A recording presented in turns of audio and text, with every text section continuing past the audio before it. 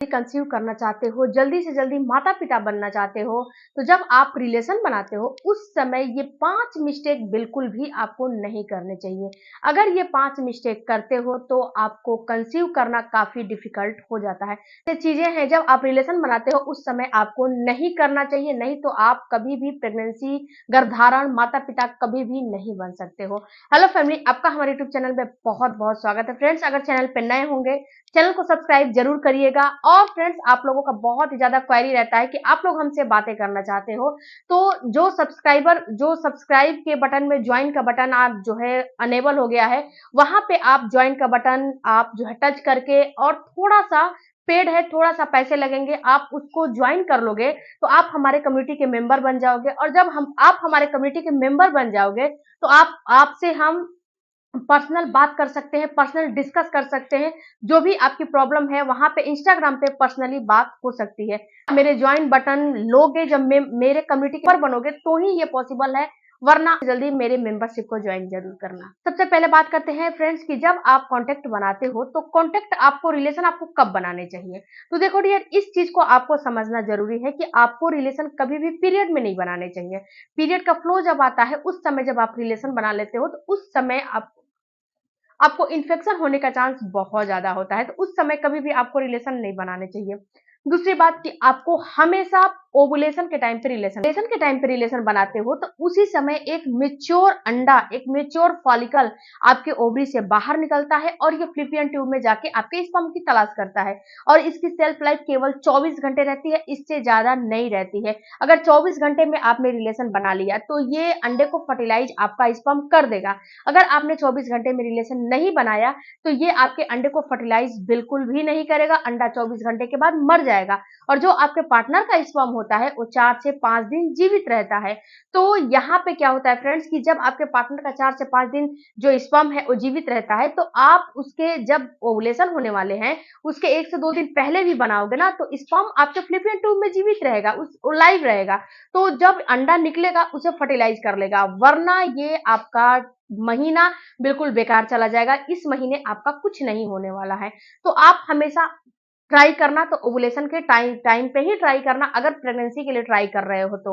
यहीं पे फ्रेंड्स, इसके अपोजिट साइड में है कि अगर आप प्रेगनेंसी नहीं चाहते हो, तो आप ओवुलेशन के टाइम पे बिल्कुल भी ट्राई मत करो, आपको प्रेगनेंसी कभी नहीं होगी। अगर ओवुलेशन होने वाले हैं, उसके 2 दिन पहले 2 दिन बाद में ट्राई नहीं करोगे, तो कभी भी आपको कंसेप्शन नहीं होगा, कंसीव नहीं होगा। अगर कंसीव करना चाहते हो, तो 2 दिन पहले से और 2 दिन बाद से आपको ट्राई करना चाहिए, जिससे कि आपको रिलेशन बनाते हो, उस समय आपको सबसे पहला मिस्टेक नहीं करना है, और ये नहीं करना है कि किसी भी प्रकार का आप जो है जेल वगैरह का इस्तेमाल आपको नहीं करना चाहिए।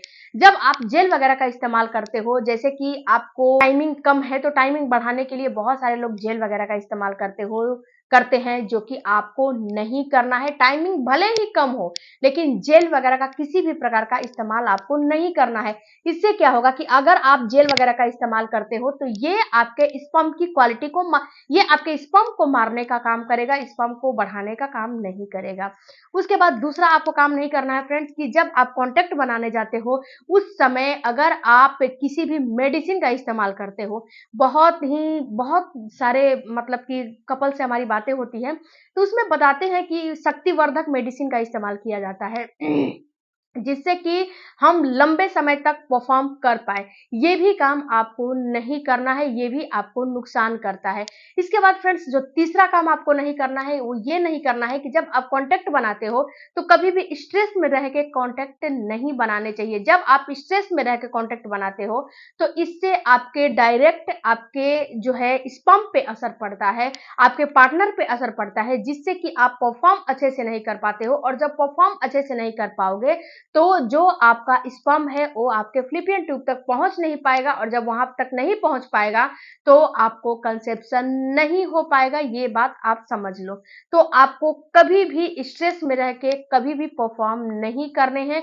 आज स्ट्रेस है तो छोड़ दो, आज मत परफॉर्म करो, कल आप जो है कांटेक्ट बनाओ, कल आप रिलेशन बनाओ, बट आज बनाओगे तो ये चीज बेकार चला जाएगा, इससे कोई भी आपको फायदा नहीं होने वाला है। जो अगला काम नहीं करना है, वो ये नहीं करना है कि जब आप कॉन्टेक्ट रिलेशन बनाते हो, कॉन्टेक्ट बनाते हो, उस समय आपको जब रिलेशन बन जाता है तो आपको तुरंत के तुरंत नहीं उठने चाहिए। इससे क्या होता है कि जब जो आपकी फीमेल पार्टनर है अगर तुरंत उठ जाती है तो जो आपका स्पर्म होता है ना वो सारा का सारा बाहर निकलने का उसका चांस रहता है। क्योंकि जब आप परफॉर्म कर लेते हो तो यहाँ पे क्या होता है कि जब उठ जाते हो, तुरंत उठ जाते हो तो सारा स्पर्म खड़े हो जाते हो तो सारा स्पर्म फ्लिपियन ट्यूब तक ना पहुंच के बाहर निकल जाता है। जब बाहर निकल जाता है तो आप लोग जो है परेशान हो जाते हो कि मैडम हमारा सारा स्पर्म बाहर निकल गया, हम कैसे प्रेगनेंसी कंसीव करेंगे।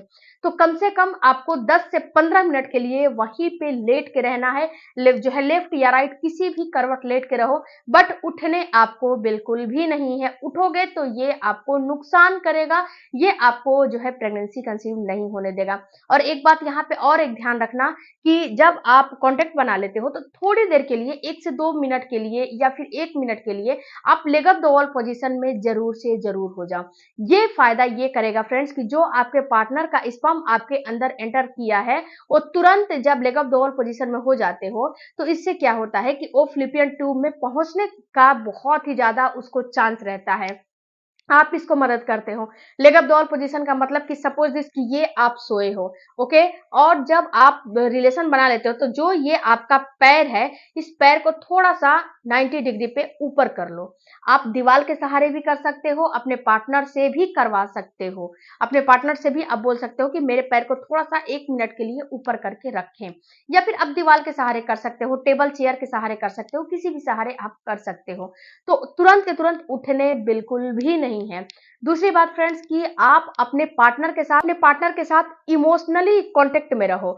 ऐसा नहीं है कि जब आप परफॉर्म कर लेते हो उसके बाद पेनिट्रेशन हो जाता है उसके बाद आप अपने पार्टनर को छोड़ देते हो। ऐसा इमोशनली जब कांटेक्ट में रहते हो तो उससे भी हार्मोन उत्तेजित होते हैं, हार्मोन बनते हैं, जिससे कि आपको जो है प्रेगनेंसी के चांस ज्यादा होते हैं।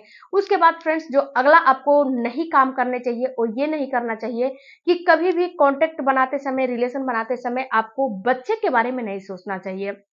जब आप बच्चे के बारे में सोच के रिलेशन बनाते हो तो इससे भी आपको नुकसान होते हैं, इससे भी आपको प्रेगनेंसी नहीं होती, क्योंकि दिमाग में वही चीज चलते रहते हैं कि हमें हमें बेबी चाहिए, हमें बेबी चाहिए। तो बेबी के लिए कॉन्टेक्ट आपको नहीं बनाने हैं। ओके, उसके बाद जो अगला काम नहीं करने हैं कि कभी भी आपका जो डिस्चार्ज होता है वो निकलता है उसे टिश्यू पेपर से कभी भी नहीं क्लीन करने चाहिए। जब आप टिश्यू पेपर से क्लीन करते हो तो टिश्यू पेपर में कुछ ऐसे केमिकल मिलाए जाते हैं जिससे कि जब आप उसे अंदर तक एंटर करा के जो अपने जो है वजाइना में अंदर तक एंटर करके उसे क्लीन करते हो तो इससे आपके पार्टनर का स्पर्म मरने का चांस ज्यादा रहता है। वहां पे आपके पार्टनर का स्पर्म मर जाता है और ऊपर तक नहीं पहुंच पाता है। तो कभी भी टिश्यू पेपर से अपने अंदर के पार्ट को नहीं क्लीन करने चाहिए। ओके, तो फ्रेंड्स ये सारे काम आपको रिलेशन बनाते समय बिल्कुल भी नहीं करने चाहिए और नहाने भी नहीं चाहिए। बहुत सारे जैसे कि मुस्लिम वर्गों में बहुत ज्यादा देखा गया है, बहुत लोग बोलते हैं कि हमें उसी रात को नहाना पड़ता है, नहीं तो सुबह में हम अपना कुरान वगैरह जो पढ़ते हैं वो कैसे पढ़ेंगे। तो उस समय आपको उसी रात को नहाने नहीं है, सुबह में उठ के नहा सकते हो, लेकिन उस रात को हेयर वॉश करके बिल्कुल भी आपको नहाने नहीं है। ओके, वीडियो अच्छा लगे चैनल को सपोर्ट कीजिएगा, सब्सक्राइब कीजिएगा, लाइक कीजिएगा, बेल आइकन प्रेस कीजिएगा ताकि जब भी जैसे भी वीडियो अपलोड हो नोटिफिकेशन आपके पास चला जाए। मिलते